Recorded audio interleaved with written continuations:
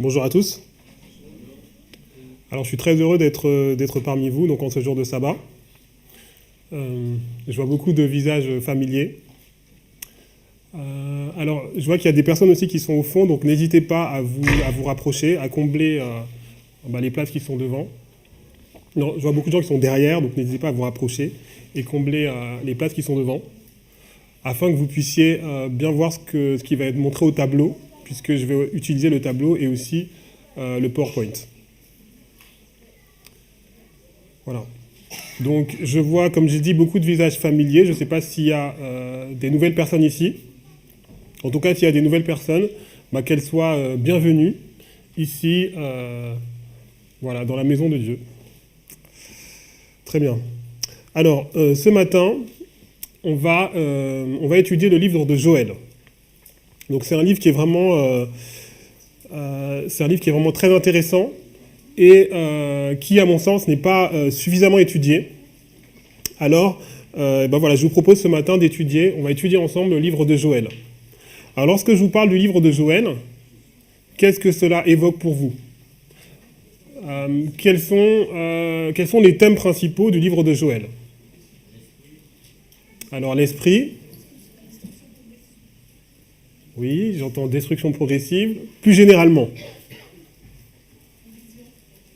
Vision. Oui, Pentecôte, oui. Encore une autre réponse ? Alors, on va voir au fur et à mesure de l'étude. Alors, il y a quelques années, je ne sais pas si vous vous souvenez, dans l'école du sabbat, donc, il y avait un trimestre qui était consacré aux petits prophètes. Et donc, chaque sabbat était consacré à un des petits prophètes. Et dans le message, ce que nous faisions, c'est que nous essayons d'approfondir donc, ces petits prophètes en essayant de les mettre en lumière par rapport à la vérité présente. Alors donc il y avait Michée, Nahum, Habakkuk. Lorsqu'il y a eu par exemple le tour d'Habakkuk, on a parlé des chartes. Voilà. Donc plus ça avançait et plus on essayait vraiment d'approfondir en mettant en relation avec la vérité présente. Et puis est arrivé le livre de Joël. Et lorsque le livre de Joël est arrivé, je ne sais pas si vous êtes au courant, mais il a commencé à avoir une controverse, puisque en fait les ministères n'étaient pas d'accord sur l'interprétation prophétique du livre de Joël. Alors, donc, si on regarde donc, le verset de Joël 2, chapitre 11, donc en fait le livre de Joël nous parle d'une armée. Donc dans le chapitre 1 et dans le chapitre 2, vous allez voir une armée qui vient et qui va dévaster. D'accord ? Donc si on prend Joël 2, verset 11, donc ouvrez vos Bibles, Joël chapitre 2, verset 11, il nous est dit « L'Éternel fait entendre sa voix devant son armée. » Joël 2, chapitre 11, « L'Éternel fait entendre sa voix devant son armée, car son camp est immense, et l'exécuteur de sa parole est puissant, car le jour de l'Éternel est grand et terrible, qui pourra le soutenir ?» Alors, un des thèmes du livre de Joël, je ne vous ai pas entendu le dire, c'est aussi le jour de l'Éternel. On va voir ça plus tard. Donc là, on nous parle d'une armée. Alors, certains ministères se sont dit, cette armée représente les 144 000. Effectivement, dans la Bible, dans l'esprit de prophétie, souvent, les 144 000 sont représentés comme étant une armée. Donc ça, c'était une première position.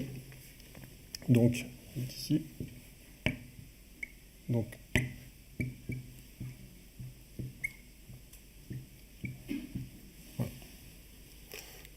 alors maintenant, lorsqu'on commence à regarder un petit peu plus dans le détail, un petit peu plus dans le chapitre 2, on va se rendre compte que cette armée, elle est spéciale. Alors on va aller dans le verset, à partir du verset 2. Donc on est dans Joël 2, et on va nous décrire en fait cette armée. On va nous décrire quelles sont les caractéristiques de cette armée. Donc, Joël 2, jour de ténèbres et d'obscurité, jour de nuée et de brouillard. Continue. Voici un peuple nombreux et puissant. Donc là, on nous décrit un peuple nombreux et puissant. Si on continue au verset 4, on nous dit « Allez voir, on dirait des chevaux ». Donc là, maintenant, on a un peuple nombreux et puissant, et là, on a une comparaison avec des chevaux. D'accord ?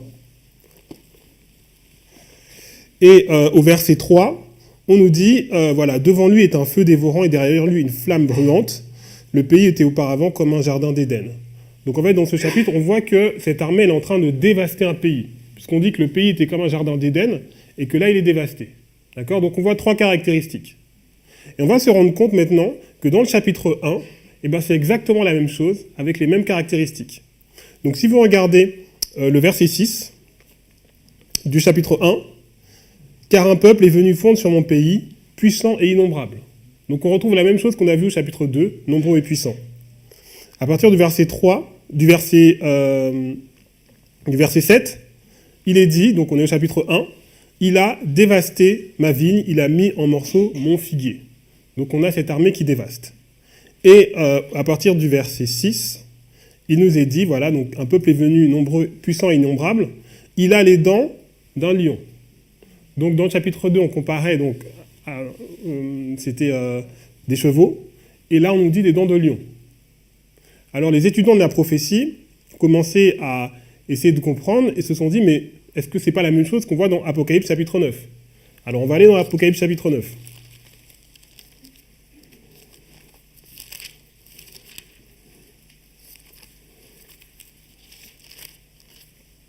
Apocalypse chapitre 9, est-ce que vous êtes avec moi? Donc Apocalypse chapitre 9, à partir du verset 3, de la fumée sortir des sauterelles. Donc on voit des sauterelles qui vont sortir et qui vont se répandre sur le pays. Au verset 7, ces sauterelles ressemblaient à quoi? À des chevaux. Et au verset 8, elles avaient des chevaux comme des chevaux de femmes et leurs dents étaient comme des dents de lion. D'accord? Donc maintenant, si on retourne dans Joël, on se rend compte que cette armée, en réalité, c'est une armée de sauterelles. Donc ça ne peut pas être les 144 000, à moins que les 144 000 soient comparés à des sauterelles. Mais en tout cas, moi, j'ai jamais vu ça. Donc cette armée, alors, donc, certains ministères se sont dit, ben, on sait que dans Apocalypse 9, ces sauterelles représentent l'islam. Donc forcément, dans Joël, eh ben, ces sauterelles doivent aussi représenter l'islam.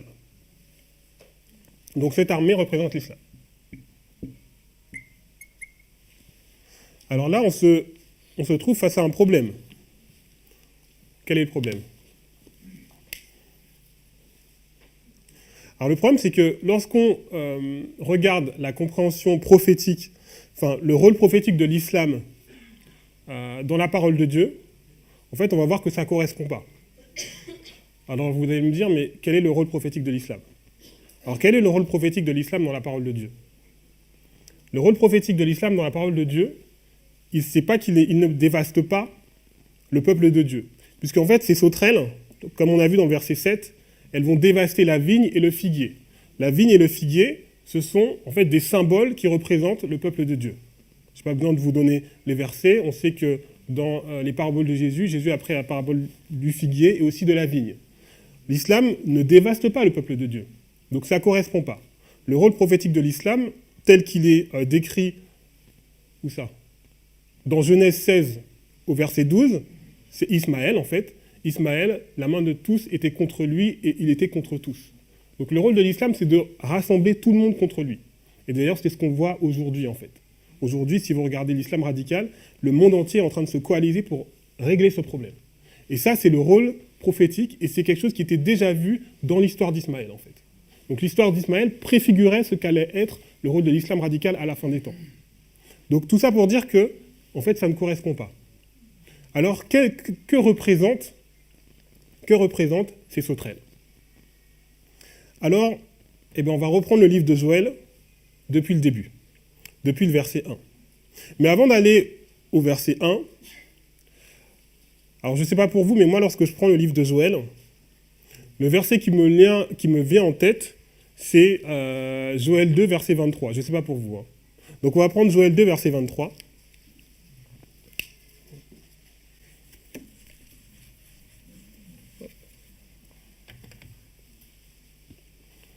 Joël 2, verset 23. Est-ce que vous connaissez ce verset?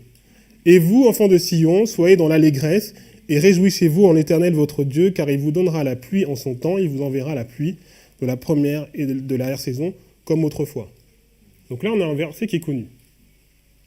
Alors, donc, il y a quelques semaines, donc j'étudiais justement ce livre de Joël, Et là, je me suis dit, mais en fait, on vous dit, soyez dans l'allégresse.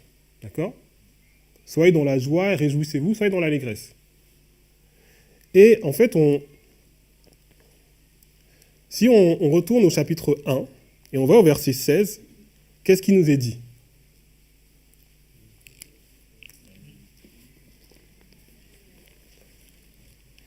Donc là, on est donc, dans le chapitre 2.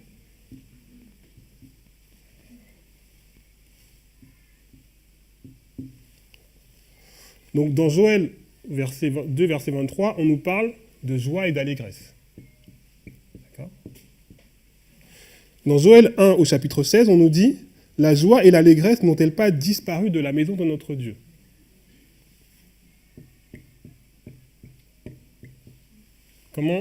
Comment vous appelez ça, vous?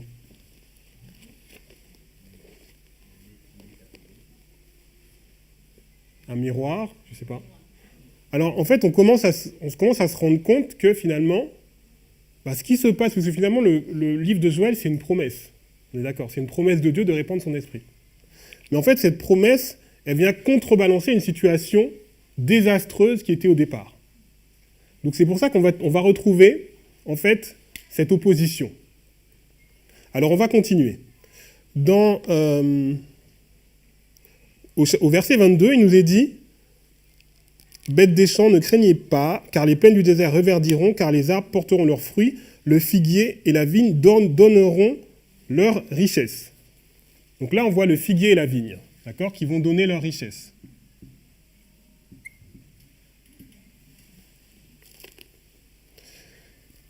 Si on va dans le chapitre 1, au verset 12, qu'est-ce qu'il est dit?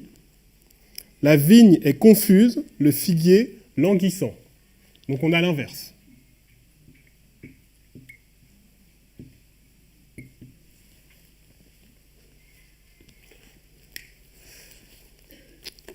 Au verset 24, les airs se rempliront de blé et les cuves regorgeront de mou et d'huile. Donc ça, c'est le chapitre 2. Si vous allez dans le verset 10 du chapitre 1, qu'est-ce qu'il est dit? Les champs sont ravagés, la terre est attristée, les blés sont détruits, le mou est tari, l'huile est desséchée. On a encore une fois l'inverse. Et un dernier que je vous donne. Verset 21, terre, ne crains pas, sois dans l'allégresse, réjouis-toi. Donc le verset 21 du chapitre 2. Donc la terre est invitée à se réjouir. Et lorsqu'on regarde, alors où est-ce que c'est? Au verset 10 du chapitre 1, qu'est-ce qui nous est dit? Les champs sont ravagés, la terre est attristée.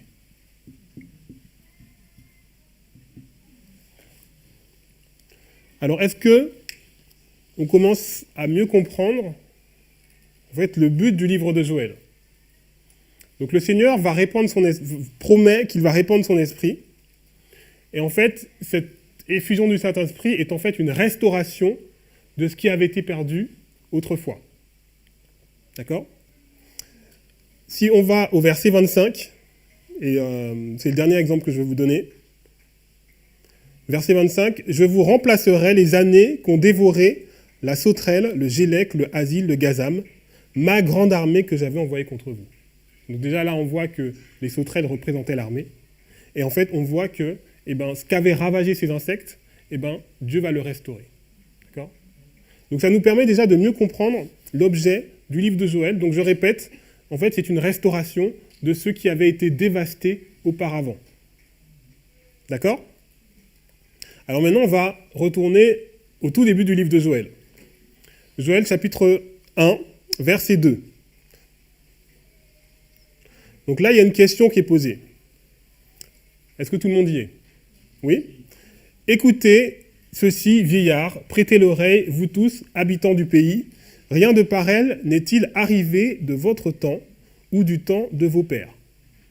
Quelle est la question qui est posée ici? Rien de pareil est-il arrivé de votre temps ou du temps de vos pères? Alors ce qu'on peut imaginer, ce qu'on peut voir ici, c'est qu'il y a un événement qui s'est passé. Il y a un événement qui s'est produit et cet événement il est tellement saisissant, tellement fort que Joël va demander « Mais est-ce que quelque chose comme ça s'est passé de votre temps ou du temps de votre père ?» de vos pères. Alors quel est cet événement?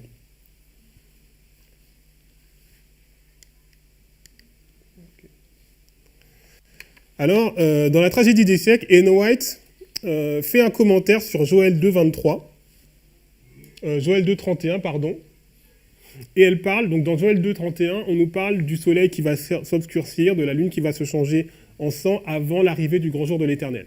Donc ça, si on a le temps, on va essayer d'y revenir plus tard. Et elle nous dit, depuis les plaies d'Égypte, l'humanité n'a pas enregistré un obscurcissement aussi étendu, aussi dense, aussi prolongé. La description de cet événement, faite par des témoins oculaires, n'est qu'un écho de la parole de Dieu transmise par le moyen du prophète Joël, 25 siècles à l'avance. D'accord? Donc, si on part de 1780,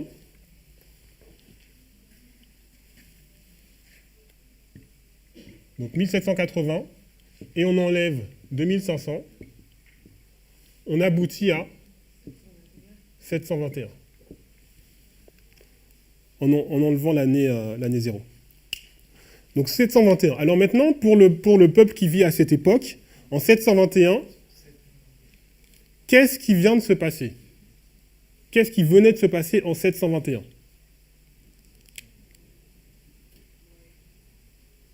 Royaume du Nord, effectivement, j'ai entendu la réponse. Le Royaume du Nord vient d'être dévasté. Alors l'histoire du peuple d'Israël...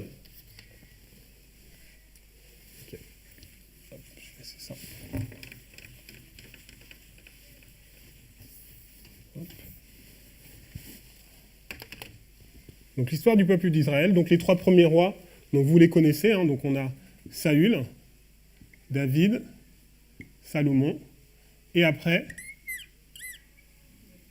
on a en fait, voilà, le royaume qui se divise en 2. Et en fait, lorsqu'on arrive ici, en 720...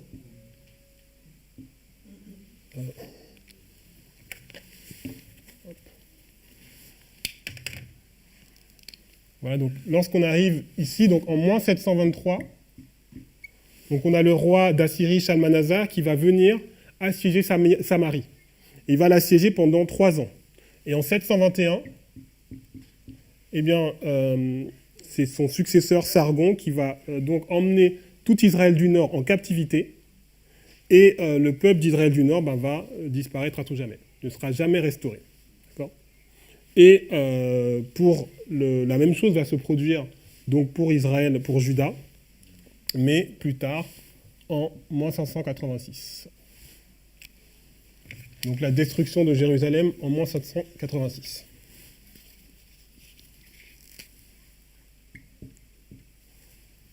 Donc maintenant, on comprend mieux pourquoi Joël va poser cette question. Est-ce qu'un événement pareil s'est déjà produit? Donc on peut comprendre qu'en réalité, cet événement, donc cette destruction de Samarie, cette fin du royaume du Nord, en fait, c'est un avertissement pour Juda. D'accord? C'est un avertissement pour leur dire, attention, ce qui s'est passé pour eux peut se passer aussi pour vous. Alors maintenant, on va passer au verset suivant. Donc, au verset 3, Joël leur dit, racontez-le. Okay. Je vais effacer ça. Okay.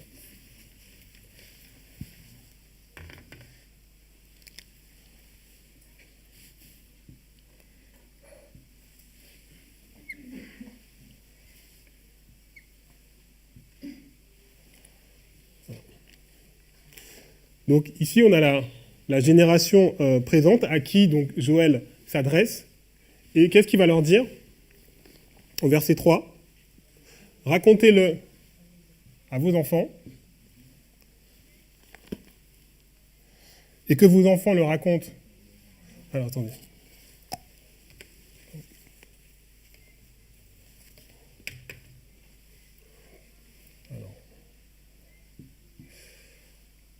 Donc il y a la génération qui a vécu, donc à qui Joël s'adresse, et donc il est dit, racontez-le à vos enfants, que vos enfants le racontent à leurs enfants, et leur enfant à la génération qui suivra. Non?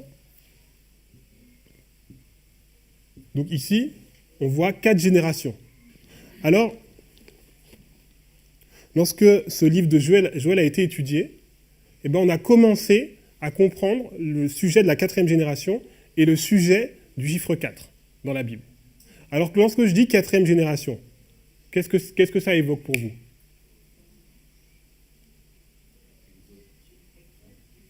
Exode. Dieu fait miséricorde et punit l'iniquité jusqu'à la 4e génération. Voilà. Et au cas où vous ne serez pas très sûr, lorsqu'on voit le verset suivant, en fait, on voit donc 4 insectes, d'accord? Ce qu'a laissé le gazam, la sauterelle, le gélec, le asile. Alors maintenant, ce qu'on va faire, c'est qu'en fait, on va essayer de comprendre à travers la Bible qu'est-ce que signifie la 4e génération, qu'est-ce qui se passe à la 4e génération, et qu'est-ce que symbolise donc le chiffre 4 dans la Bible. Alors, qu'est-ce que symbolise le chiffre 4? Est-ce que vous avez? Alors, j'entends destruction progressive. Alors, un des passages que j'aime beaucoup, c'est le passage d'Ézéchiel 8. Alors, on va aller dans Ézéchiel 8.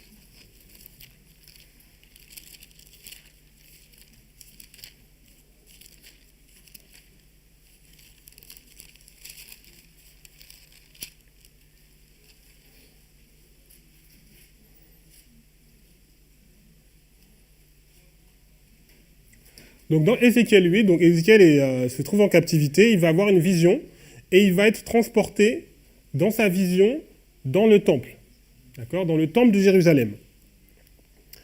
Et lorsqu'il va être dans ce temple, eh ben, qu'est-ce que Dieu va lui montrer dans ce temple?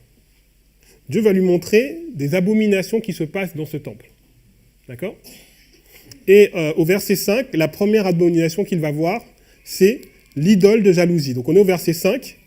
Et il va commencer à voir donc une abomination qui est l'idole de jalousie.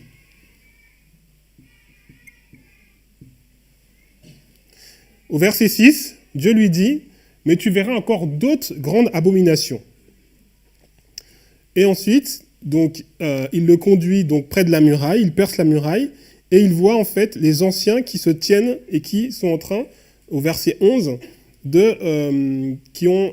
voilà, donc 70 hommes des anciens de la maison d'Israël, au milieu desquels était Jaazania, fils de Shaphan, se tenaient devant cette idole, chacun l'encensoir à la main, et il s'élevait une épaisse nuée d'encens.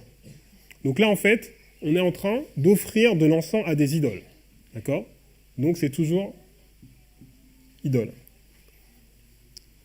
Verset 13, tu verras encore d'autres grandes abominations. Et là, il me conduisit, verset 14, à l'entrée de la porte de la maison de l'Éternel, du côté du septentrion, et il y avait des femmes assises qui pleuraient Tammuz. Donc là, on a encore une autre abomination, mais j'espère que vous remarquez que ces abominations, elles sont progressives. Donc à chaque fois, la suivante est plus grande que la précédente. Est-ce que tout le monde voit ça? D'accord?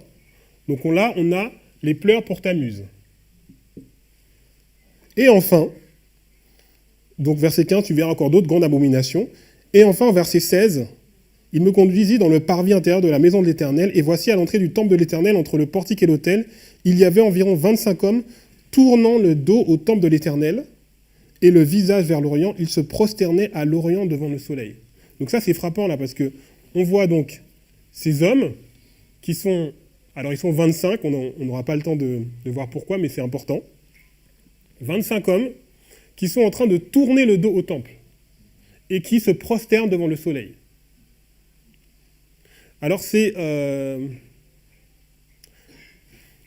Donc ce qu'on peut voir ici, c'est qu'en fait, il y a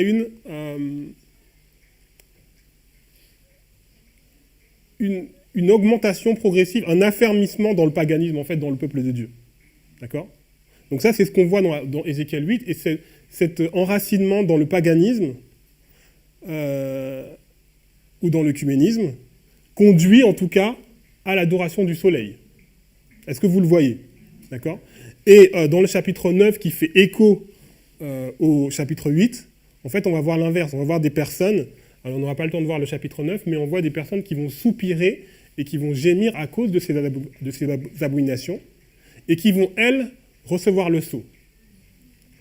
Et dans la prière qui a été faite tout à l'heure, on parlait de l'affermissement spirituel et intellectuel dans la vérité. Et Ellen White dit que c'est ça le scellement. Le scellement, c'est l'affermissement spirituel et intellectuel dans la vérité. Donc en fait, on voit d'un côté un groupe de personnes qui va s'affermir dans le paganisme de façon progressive, et d'un autre côté, des personnes qui vont s'affermir dans la vérité et qui vont recevoir le sceau de Dieu. D'accord ? Donc en tout cas, on voit le chiffre 4 avec justement une augmentation progressive de l'abomination, de l'apostasie. Alors est-ce qu'on a d'autres exemples dans la Bible où on voit le chiffre 4 ?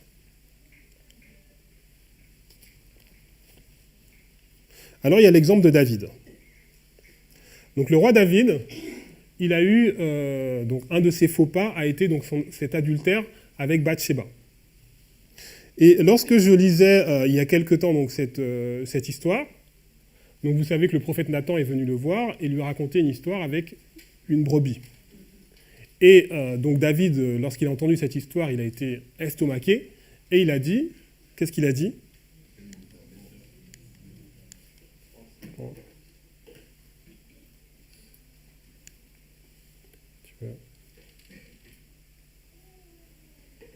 Voilà.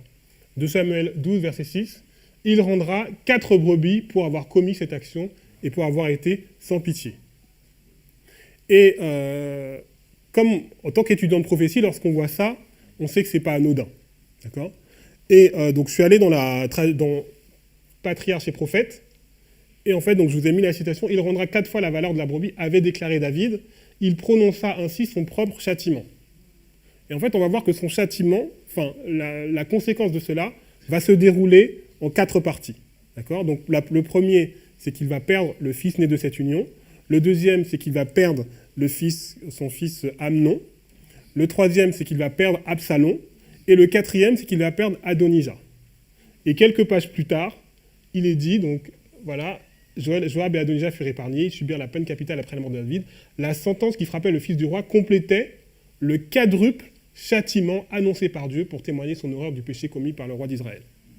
Donc ça, c'est important parce que ça nous donne une structure. Ça nous donne une structure qu'on va pouvoir appliquer en dehors de même l'histoire de David. Voilà, on n'aura pas le temps de montrer, mais en tout cas, vous voyez bien cette structure de châtiment progressif en 4 parties.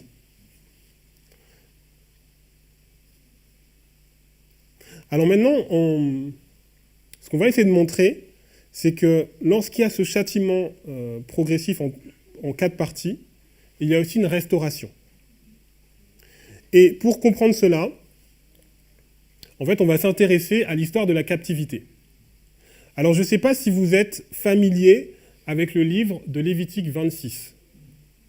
Je ne sais pas si ici vous êtes familier avec cela.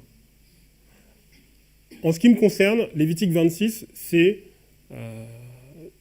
vraiment le fondement de la prophétie biblique. Toute la prophétie biblique est construite sur Lévitique 26. Toutes les images que vous voyez dans le livre de Daniel sont tirées de Lévitique 26. Dans Lévitique 26, il y a une expression qui revient, donc l'expression « 7 fois ». Et cette expression « 7 fois », 7 temps, selon les traductions, en fait, elle revient 4 fois dans le chapitre Lévitique 26. D'accord ? Je ne sais pas si tout le monde est familier avec cela.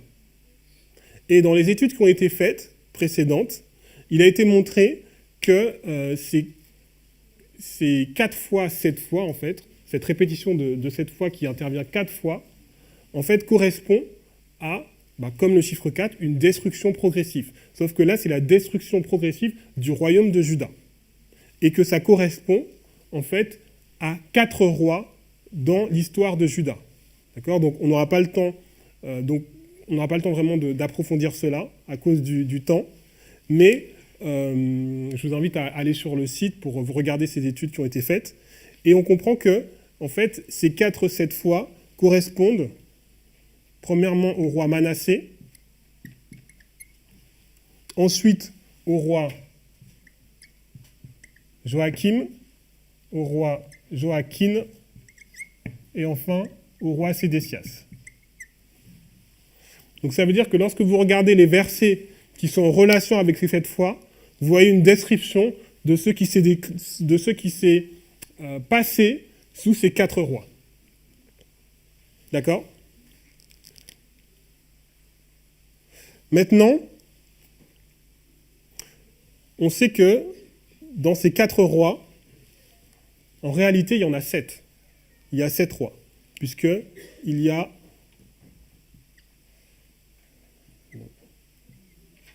Il y a 3 rois ici qui sont Josias, Amon et Joachaz. D'accord? Donc en fait, on voit le chiffre 7 et on voit en même temps à l'intérieur le chiffre 4. D'accord? Donc là, comme je vous ai dit, c'est la destruction. La destruction progressive du royaume de Juda, qui va aboutir à la captivité.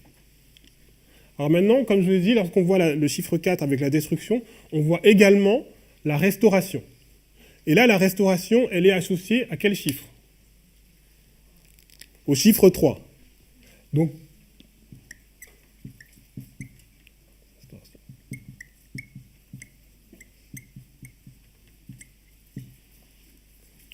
puisque lorsque les enfants d'Israël vont partir en captivité, eh bien, ils vont sortir de la captivité, comme on le sait, sous 3 décrets.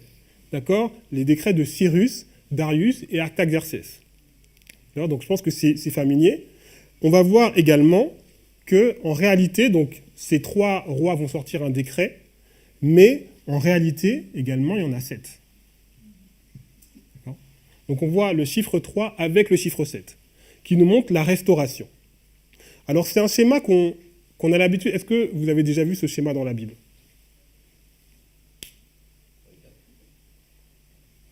Restauration avec le chiffre 3.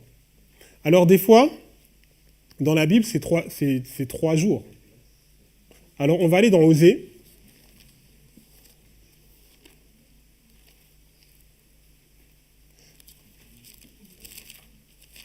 Osée 6, verset 2. Il nous rendra la vie, est-ce que vous y êtes? Il nous rendra la vie dans 2 jours. Le 3e jour, qu'est-ce qui se passe? Il nous relèvera et nous vivrons devant lui. Donc le 3e jour, est associé à la restauration. Je vais vous donner encore un autre exemple, que vous connaissez certainement. Jean, chapitre 2.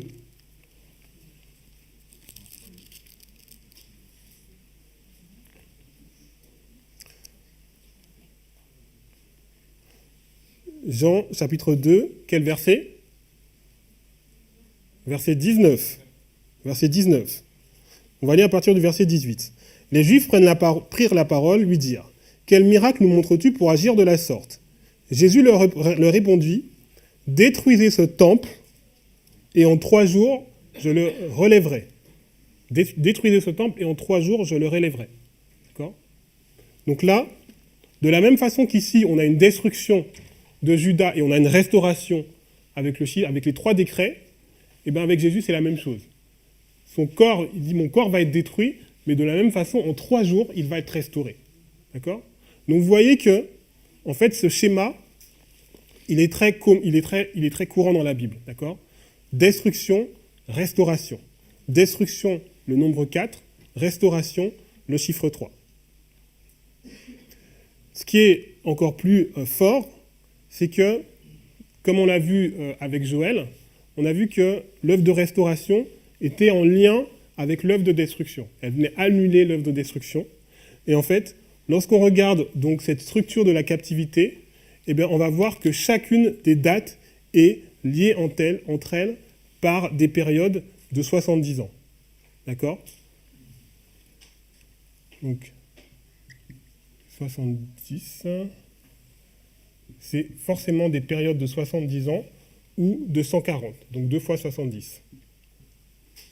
Là, ça fait 140 et ça fait 70. Et en fait, donc on n'aura pas le temps d'aller en profondeur dans cette étude, mais si on approfondit, on se rend compte que combien il y a de périodes à votre avis? En fait, il y en a, donc je ne les ai pas toutes mises, mais il y en a 7. D'accord?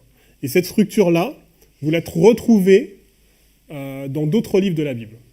Mais on n'aura pas le temps d'aller dans le détail, puisque je vois que le temps s'écoule.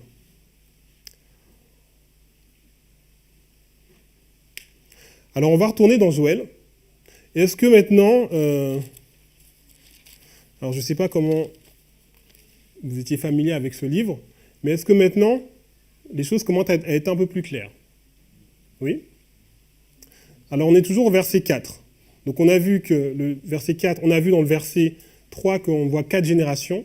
Et en fait, dans le verset 4, on voit 4 insectes destructeurs. Alors maintenant, on va s'intéresser au verset 5. De quoi parlons-nous dans le verset 5? Je vais lire le verset 5. Réveillez-vous, ivrognes, et pleurez, vous tous buveurs de vin, gémissez parce que le mou vous est enlevé de la bouche. Donc là, on nous parle de vin. Alors, lorsqu'on va dans le livre des Actes des Apôtres, Acte 2, donc je l'ai mis ici, Ah, j'ai mis Joël. Ok. Donc c'est pas Joël, c'est Acte 2. Acte 2, versets 12 et 16. Donc c'est au moment où les disciples vont recevoir l'effusion du Saint-Esprit. Donc au moment où ils vont recevoir cette effusion, il nous est dit dans la Bible, ils étaient tous dans l'étonnement et ne sachant que penser, ils se disaient les uns les autres, que veut dire ceci? Mais d'autres se moquaient et disaient quoi? Ils sont pleins de vin doux. Donc il y a des gens qui sont là, qui ne comprennent pas ce qui se passe, qui voient les disciples qui ont reçu l'effusion du Saint-Esprit, et qui se disent, mais c'est des gens qui sont ivres, qui ont bu du vin. Alors Pierre se présentant avec les 11 éleva la voix et leur parla en ces termes, hommes juifs, vous tous qui séjournez à Jérusalem, sachez ceci et prêtez oreille à mes paroles, ces gens ne sont pas ivres, comme vous le supposez, car c'est la 3e heure du jour. Mais c'est ici ce qui a été dit par le prophète Joël, et là après il va citer Joël. Donc maintenant on va revenir dans Joël, on va revenir au verset 5. Donc ce verset il est intéressant. Réveillez-vous ivrognes et pleurez, vous tous buveurs de vin, gémissez parce que le mou ou le vin nouveau vous est enlevé de la bouche. Donc ce qu'on voit ici,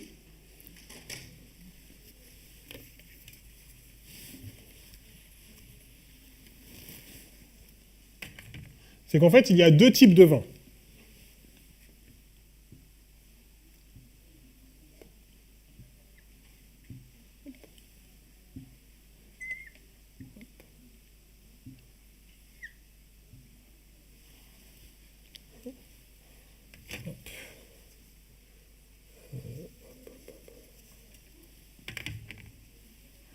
Et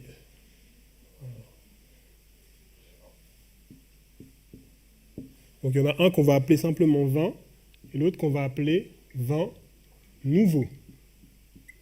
Donc dans certaines traductions, on a le vin nouveau. Alors qu'est-ce qui est décrit ici en fait? Ça vous fait penser à quel verset?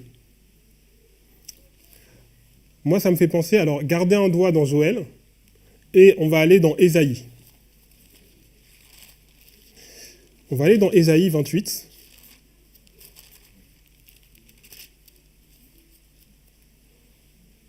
Et dans Ésaïe 28, on va retrouver la même situation.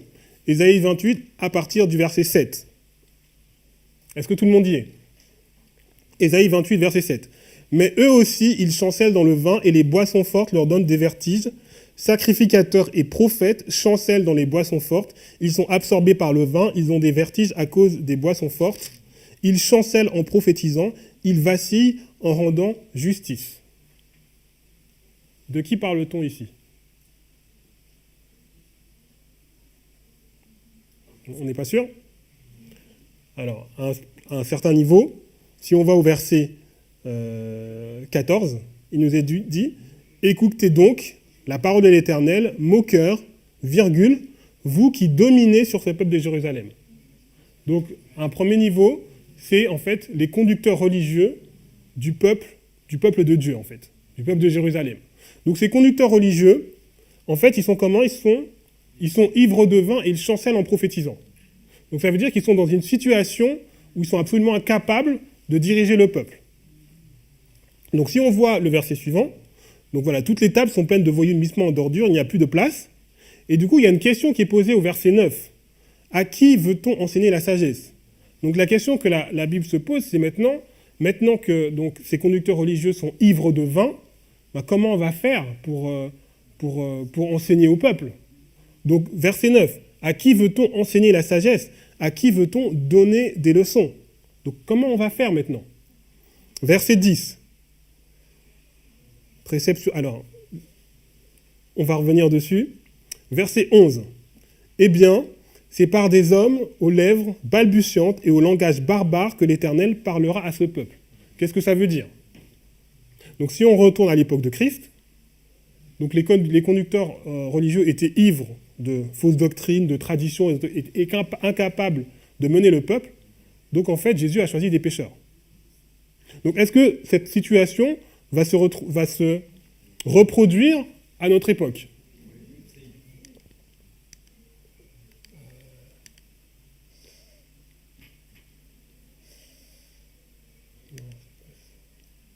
Ok. Voilà. Événement des derniers jours. Le consolateur se révélera non de la manière que l'homme attend, mais de la manière prévue par Dieu, en des temps par des moyens inattendus qui honoreront son nom. Il sélectionnera parmi le peuple ordinaire des hommes et des femmes qui accompliront son œuvre, comme il le fit autrefois lorsqu'il appela des pécheurs pour être ses disciples. Bientôt se produira un réveil qui en surprendra beaucoup. Ceux qui ne comprendront pas la nécessité de ce qui est à faire seront dépassés. Voilà. Donc c'est exactement la situation qui s'est produite à l'époque de Jésus, qui se reproduit aujourd'hui et qui se reproduira encore. D'accord ? Maintenant, on va aller dans Ésaïe 29 pour avoir encore un deuxième témoin. Ésaïe 29, à partir du verset 9. Soyez stupéfaits et étonnés, fermez les yeux et devenez aveugles. Ils sont ivres, mais ce n'est pas de vin. Ils chancellent, mais ce n'est pas l'effet des liqueurs fortes. Car l'Éternel a répandu sur vous un esprit d'assoupissement. Il a fermé vos yeux, il a voilé vos têtes. Donc là, on a exactement la même situation. Maintenant, on va voir ce qui se produit au verset 11. Toute la révélation est pour vous comme les mots d'un livre cacheté que l'on donne à un homme qui sait lire en disant « lis donc cela » et qui répond « je ne le puis car il est cacheté ».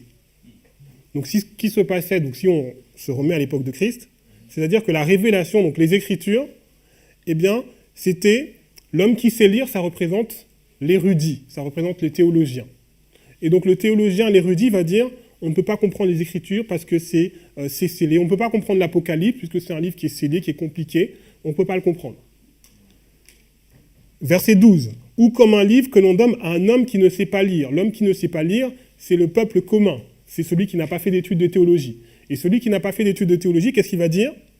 Eh bien, je ne sais pas lire. Je n'ai pas fait d'études de théologie, donc je ne peux pas comprendre l'Apocalypse, puisque je n'ai pas été théologien. Donc celui qui sait, le théologien va dire « Non, mais on ne peut pas comprendre, c'est scellé, c'est trop compliqué, il y a des symboles. » Mais celui qui ne sait pas lire, celui qui est le peuple commun, va dire « Mais de toute façon, c'est bien aux théologiens, justement, de me montrer cela. » Vous voyez? Donc vous voyez la situation dans laquelle on se trouve? Maintenant, donc toujours à l'époque de Jésus, donc si on retourne dans ce livre de Joël qui nous parle du vin nouveau, des ivrognes, bien qu'on comparait à un vin nouveau, l'enseignement du Christ n'était pas une doctrine nouvelle. Donc ça veut dire que lorsque vous arrivez dans Joël, que vous avez ces quatre insectes qui ont entamé ce processus de destruction sur le peuple de Dieu, et bien à partir d'un moment, Dieu va donner à son peuple un vin nouveau. D'accord? Va lui donner le vin nouveau. Mais ce vin nouveau, il n'est pas nouveau en réalité. Bien que comparé à un vin nouveau, l'enseignement de Christ n'était pas une doctrine nouvelle, c'était la révélation de ce qui avait été enseigné dès le commencement. Donc Dieu ne change pas, il fait toujours la même chose. Donc aujourd'hui, lorsqu'on arrive à notre époque, Dieu, ce qu'il va nous donner, il va nous donner un vin nouveau, mais un vin qui n'est pas nouveau, qui est en fait ce qui avait été dès le commencement. Mais la vérité divine avait perdu sa signification primitive et sa beauté aux yeux des pharisiens. L'enseignement du Christ leur faisait l'effet d'une nouveauté. Donc les gens aujourd'hui, lorsqu'on leur montre ça, ils ont l'impression que c'est quelque chose qui sort de nulle part, que c'est une nouveauté. Alors qu'en fait, c'est ce qui avait été dès le commencement. On continue. Jésus montra comment de faux enseignements ont le pouvoir d'empêcher d'apprécier et de désirer la vérité. Personne, après avoir vu du vin vieux, n'en veut du nouveau. Donc, c'est-à-dire que si vous êtes habitués, ceux qui ont été habitués à avoir l'ancien vin qui représente donc les fausses doctrines, les traditions, les erreurs, donc lorsqu'on a goûté ce vin-là, lorsque ce vin-là arrive, en réalité, on n'en veut pas. On le refuse et on le rejette. D'accord ? Et donc, si on revient dans Joël, c'est pour ça qu'il est dit « Réveillez-vous, ivrognes, et pleurez, parce que le vin nouveau vous est enlevé de votre bouche. » Ce vin nouveau, à cause de votre ivrognerie, vous n'êtes pas capable de l'apprécier et vous allez forcément le rejeter. Alors, je vois qu'il ne me reste pas beaucoup de temps. Alors, avec le temps qui nous reste, on va essayer de comprendre cette notion du jour de l'Éternel. Parce que dans le livre de Joël, on a vu qu'il y a ce vin nouveau qui arrive, mais en fait, il y a un message qui arrive pour dire également que le jour de l'Éternel est proche. C'est ce que vous voyez au chapitre 2, verset 1. Sonnez de la trompette en Sion. Donc une trompette, c'est un message d'avertissement. Est-ce qu'on est d'accord? Faites-la retentir sur ma montagne sainte, que tous les habitants du pays tremblent, car le jour de l'Éternel vient, car il est proche. Donc moi, ce que je veux essayer de vous montrer, c'est que ce vin nouveau, donc il vient, comme on l'a vu, restaurer ce qui a été dévasté auparavant, mais il vient aussi annoncer l'avertissement que le jour de l'Éternel est proche. Donc qu'est-ce que c'est que le jour de l'Éternel?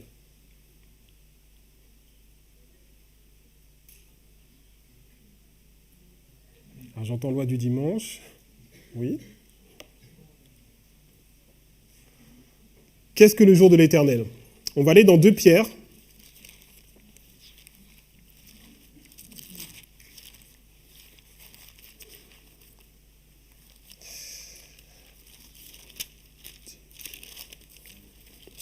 De Pierre 3. Ok. Donc on va aller dans 2 Pierre 3. À partir du verset 5, à partir du verset 4, ou même au début du chapitre, on nous parle de moqueurs. Des gens qui sont en train de se moquer en disant, verset 4, « Où est le jour de son avènement ?» Donc là, on est en train de parler du retour de Jésus. Et au verset 9, « Le Seigneur ne tarde pas dans l'accomplissement de sa promesse. » Verset 10, « Le jour du Seigneur viendra comme un voleur.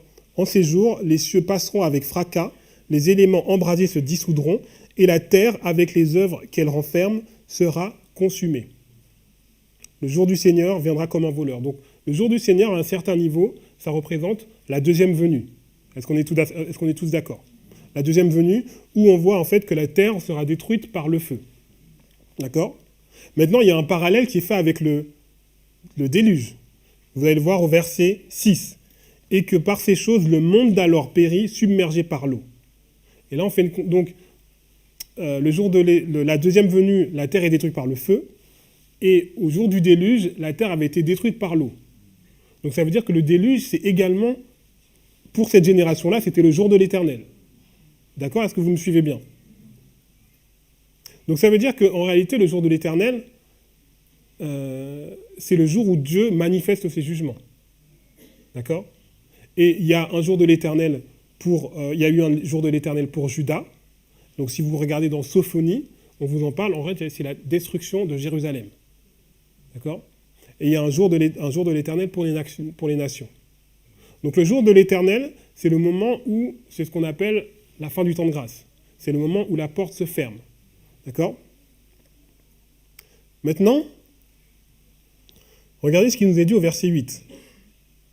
« Mais il y a une chose, bien-aimée, que vous ne devez pas ignorer, c'est que devant le Seigneur, un jour est comme 1000 ans, et 1000 ans sont comme un jour. » Alors pourquoi on nous dit cela?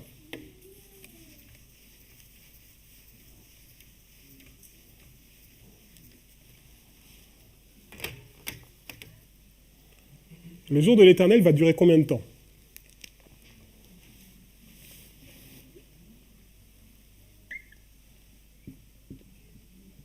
Mille ans. Un jour. Donc en fait, le jour de l'Éternel, en réalité, c'est le sabbat. Ah, vous n'avez pas l'air de... Le jour de l'Éternel, c'est pas le sabbat? D'accord. Donc le jour de l'Éternel, c'est le sabbat. C'est-à-dire que si on regarde le sabbat, on va avoir des instructions sur, justement, ce jour de l'Éternel. Alors maintenant,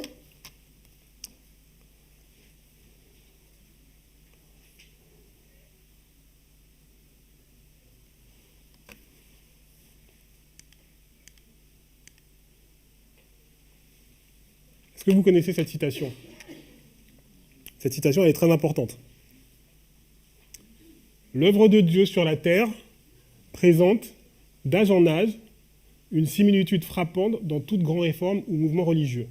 Les principes des rapports de Dieu avec les hommes sont toujours les mêmes, les mouvements importants du présent ont leur parallèle avec ceux du passé et l'expérience de l'Église dans les temps anciens a des leçons d'une grande valeur pour notre temps. Donc cette citation, elle est connue, et cette citation nous permet de comprendre que l'œuvre de Dieu, elle est en parallèle. Donc c'est le même schéma qui se répète d'âge en âge. Est-ce que tout le monde est d'accord? On est d'accord avec ça. Maintenant, l'œuvre de Dieu sur la terre, c'est quoi la première œuvre de Dieu sur la terre?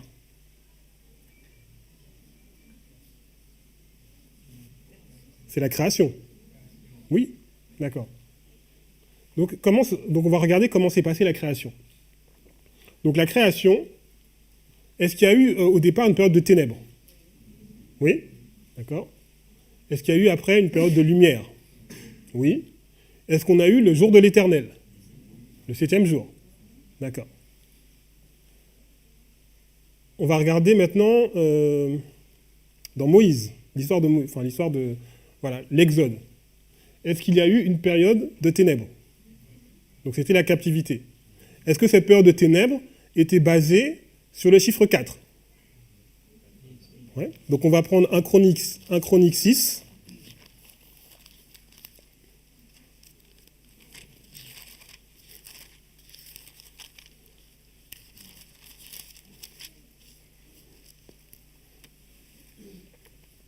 6 au verset 1.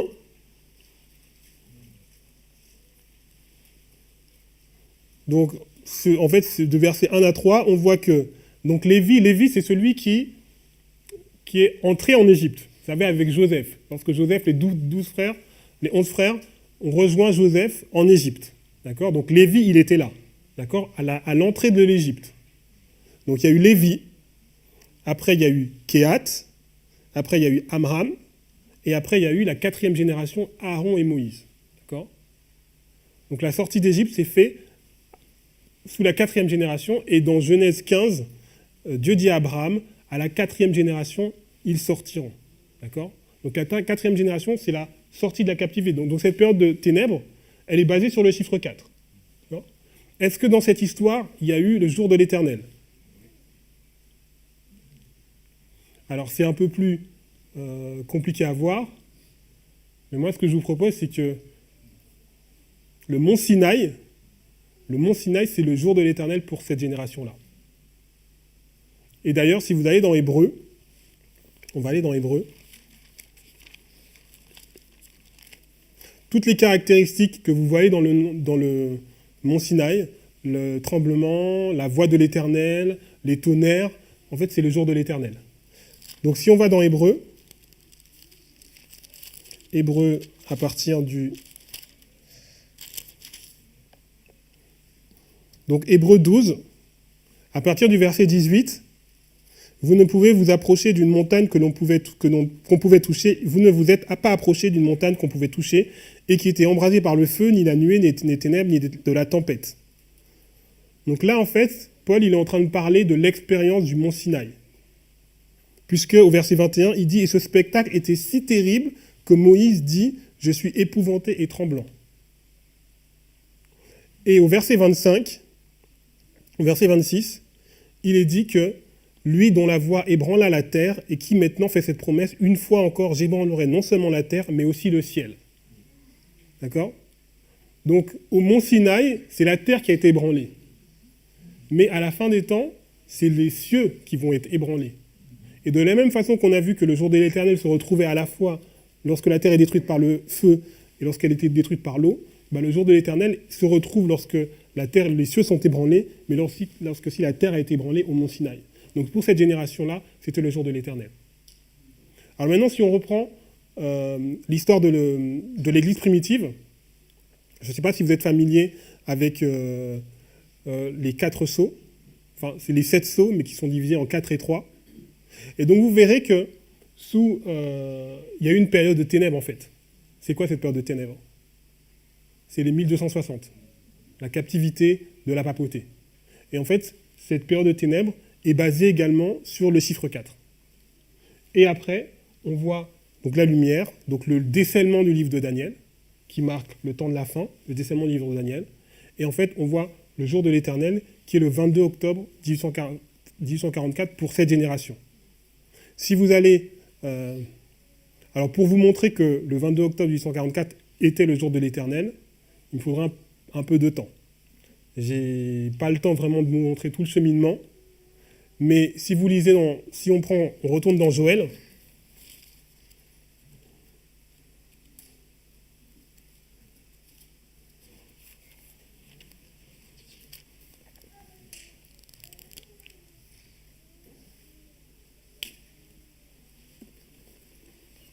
Joël 2 au verset 31, donc c'est un verset qu'on a lu tout à l'heure.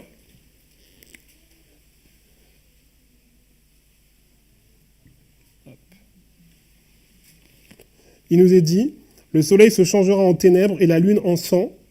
Donc ça, on a vu que ça correspondait au 17 mai 1880. D'accord ? Donc c'est le même jour qu'il y a eu le soleil qui s'est changé en ténèbres et la lune qui s'est changée en sang. Le... Okay.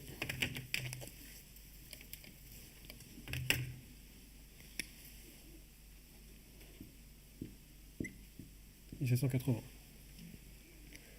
Avant le grand jour de l'Éternel, qui est donc la fin du temps de grâce qui a eu lieu, la porte fermée qui a eu lieu le 22 octobre. Et qui, le 22 octobre, en réalité, on pourra le montrer, mais on n'aura pas le temps, est un type du jour de l'Éternel, final. C'est une ombre de ce qui s'est passé, on a exactement les mêmes caractéristiques. Alors maintenant qu'on a cette structure, alors cette structure, on peut la voir dans beaucoup de lignes, hein. Mais on peut la voir dans la nôtre. Alors, est-ce qu'il y a eu dans notre époque un temps de ténèbres ? Oui, qui est marqué par le nombre 126. Alors, je ne sais pas si tout le monde est familier avec cela, mais de la même façon... Alors, je vais effacer ça. Hop.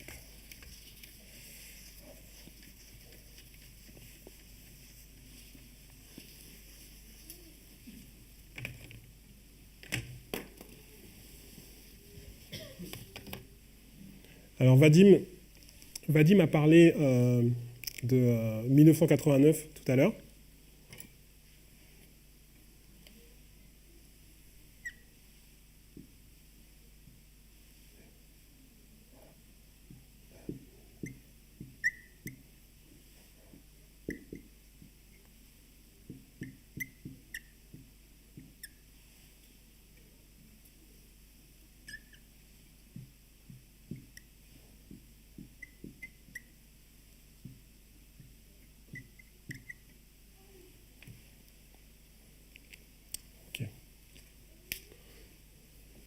Donc, de la même façon qu'on a les périodes de ténèbres en 1260, le nombre 126 nous montre aussi une période de ténèbres dans la génération de l'Adventiste, qui est aussi basée sur le chiffre 4.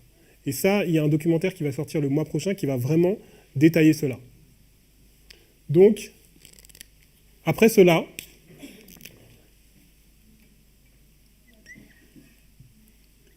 et bien forcément, on arrive à un moment où on arrive au jour de l'Éternel. Et le jour de l'Éternel, alors j'ai entendu des gens parler de loi du dimanche. D'accord ? Alors, ce qui est intéressant, si on reprend donc ce schéma, vous voyez, on a ténèbres et après on a lumière. Ce qui va être intéressant, c'est que ce qui est appelé lumière là, qu'est-ce qui va se passer ? Comment les gens vont appeler ça ? Ils vont appeler ça ténèbres.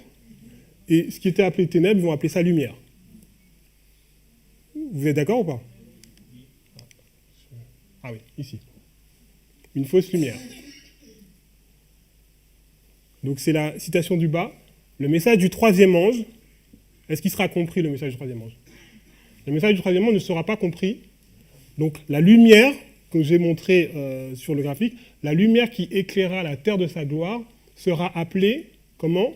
Sera appelée une fausse lumière par ceux qui refusent de marcher dans sa gloire annoncée. Voilà. Donc là, en fait, cette lumière-là sera appelée une fausse lumière. D'accord ? Si on va dans Ésaïe 5, à partir du verset 20,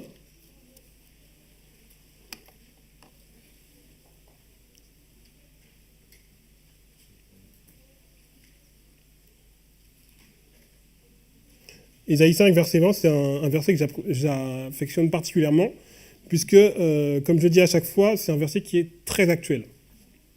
Malheur à ceux qui appellent le mal bien et le bien mal, qui changent les ténèbres en lumière et la lumière en ténèbres, qui changent l'amertume en douceur et la douceur en amertume. Vous voyez ? Qui changent les ténèbres en lumière et la lumière en ténèbres. Donc là, lorsqu'on a ce schéma-là, on voit vraiment l'œuvre de Dieu. Et en fait, on voit vraiment qu'à travers le livre de Joël, Dieu nous montre ce qu'il est en train de faire à notre époque. Donc Dieu, il a promis, là, il veut en fait déverser son esprit sur son peuple. D'accord ? Mais son peuple ne réalise pas sa condition.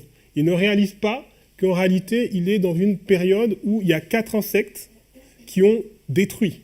Alors extérieurement, ça ne se voit peut-être pas, mais spirituellement, tous les fondements de l'Église ont été détruits. Et donc, ce que Dieu fait, c'est qu'il fait une œuvre de restauration. Mais le problème, c'est que lorsque Dieu fait cette œuvre de restauration, comme le peuple est imbibé de vin qui sont des fausses doctrines, qui sont des faux enseignements, qui sont des traditions, et bien comme à l'époque de Juifs, et bien, le peuple va se préparer à résister à ce message que Dieu va envoyer. Et une des façons dans lesquelles le peuple va résister à ce message, déjà, c'est que premièrement, vous voyez le jour de l'Éternel. Donc, lorsqu'on parle du jour de l'Éternel, on a vu un jour égale 1000 ans, 1000 ans égale un jour. Enfin, ça doit nous faire tilt en tant qu'adventistes, puisqu'on sait que, toutes les semaines, on vit le jour de l'Éternel, et on sait que le jour de l'Éternel, tout doit être prêt. Oui ou non ? Lorsque le sabbat arrive, tout est prêt. Donc lorsqu'on est ici, lorsque le jour de l'Éternel arrive, et bien en fait, au niveau de notre caractère, on doit être prêt également. D'accord ?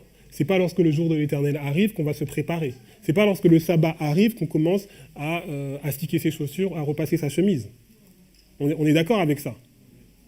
Mais pourtant, il y a des gens qui enseignent sur la chair, en prenant la Bible, même en prenant l'esprit de prophétie, que oui, on aura du temps pour se préparer, pour que notre caractère sera changé. Voilà, au moment où Jésus va revenir, on pourra encore changer notre caractère. Enfin, c'est absolument n'importe quoi. Parce que la logique même, la Bible même enseigne que lorsque le jour de l'Éternel arrive, c'est trop tard. Donc cette notion-là, elle a été perdue de vue dans l'adventisme. Les adventistes, ils n'ont pas compris que le jour de l'Éternel arrivait et qu'avant le jour de l'Éternel, c'était le jour de préparation. C'était le moment où on préparait son caractère. Et ça, c'est à cause de ces 4 insectes, en fait. Ces 4 insectes représentent justement cette œuvre de destruction de tous les fondements de l'Église qui fait que le peuple de Dieu se trouve dans une situation où il est même incapable de se préparer. Il ne voit même pas l'utilité de se préparer pour le jour de l'Éternel qui arrive. Voilà. Donc j'espère que mon temps est dépassé. Donc voilà, c'était le livre de Joël. On a vu quelques versets du livre de Joël, on n'a pas pu tout voir. Il y a encore beaucoup de choses à voir. Donc je vous encourage vraiment à étudier ce livre. Vous avez vu que dans ce livre, on retrouve ce qu'on retrouve dans les autres livres, c'est-à-dire la ligne de réforme. On retrouve ténèbres, lumière, temps de préparation, temps de la fin. On retrouve tout ce qu'on voit dans les études que l'on fait. Donc puissent ces études être bénéfiques pour vous et nous montrer à tous que voilà, le jour de l'Éternel arrive et que actuellement, alors que le Seigneur nous donne encore un peu de temps, qu'il est temps de nous préparer en fait pour être prêts. Nous allons prier. Éternel notre Dieu, nous voulons te remercier pour ta parole, Seigneur, qui est magnifique et qui contient tellement d'enseignements. Seigneur, que nous puissions vivre et que nous puissions mettre en pratique ces enseignements que tu nous donnes, que nous puissions marcher avec toi, Seigneur, et que nous ne puissions pas résister à la lumière que tu nous envoies, Seigneur. Éternel, maintenant, nous allons passer un moment pour avoir la nourriture. Et Seigneur, je prie pour que tu puisses bénir cette nourriture que nous allons prendre, que nous ne puissions pas manger trop en excès afin de pouvoir être frais et dispo pour l'après-midi, et que nous puissions être attentifs et vraiment réceptifs à ce que tu as à nous dire. Nous te demandons toutes ces choses dans le nom de Jésus. Amen.